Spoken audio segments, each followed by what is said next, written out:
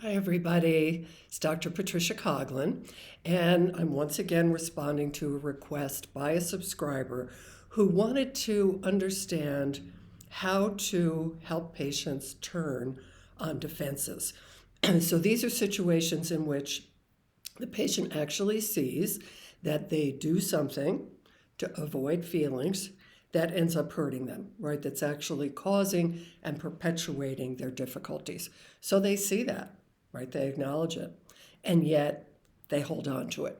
So they're not turning on that defense in favor of actually facing and experiencing their feelings or allowing for closeness, for example. So, why would that be, and how are you going to approach it? And those two things are directly related, right? So, you have to understand what the mechanism is at place in order to know how to proceed. So, in my experience, there are several reasons that this can happen. And I'm just going to, share a couple of them with you. So, one is that the patient understands cognitively and intellectually that laughing off and crying over anger and going to a helpless position is creating depression and contributing to problems in the relationship. And yet when you say, okay, so do you want to keep doing that? I've actually had situations where they say, well, yeah, actually I do. Okay, so why? So just understanding it is not enough. So one of the key movements, right, in therapy is that the patient must actually experience the grief over the cost of the defenses. So you have to look at very specific instances in which these defenses have caused pain and caused problems. And also, it's really important that you're not telling the patient, oh, don't you see how destructive this is? But you're really asking them. They need to say, oh gosh, yeah, this really backfired in this situation. So it's important that they're really owning it, that they again see the pain and the difficulty this is causing, and they actually experience pain and grief over the cost of their defenses, and that's going to help to move them.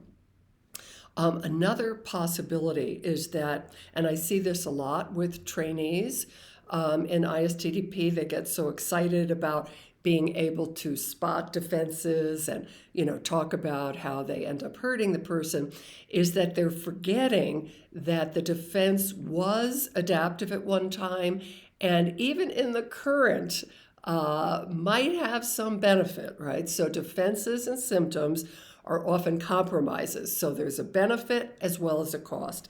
And if you are just kind of hounding the person about the cost and they're kind of holding on to it, it could very well be that you haven't acknowledged the benefit. And so the person really doesn't feel understood. And so you have to give the devil its due, right? You have to acknowledge or ask, I wonder what this does for you. And sometimes the benefit is actually unconscious. I remember, and this was many years ago, a patient who was really complaining that, she was quite overweight, I think about 60 pounds.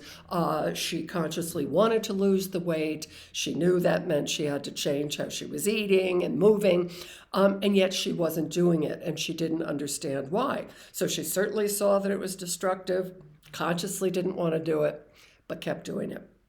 And so I thought, well, there might be some unconscious benefit here. So I just asked her, I said, okay, let's just imagine that I have a magic wand. Boom, I can just get rid of those 60 pounds. You're looking and feeling better than you can remember.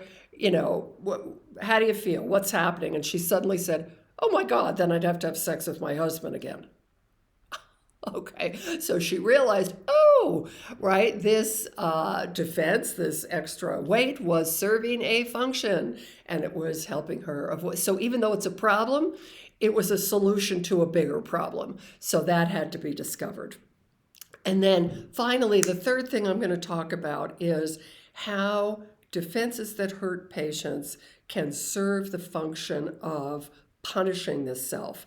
that there is not just anxiety that's driving the defense, but unconscious guilt.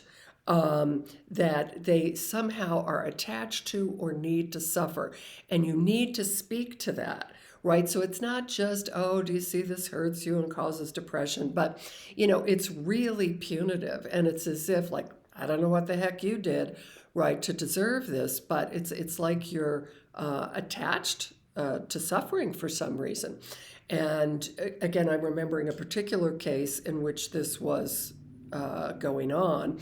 And then the patient said, oh, yeah, that's just like my mother. And she realized she had a strong identification with her mother, who was, a martyr, and that she was staying attached to this suffering as a way to stay attached to her. So again, there is no simple answer here.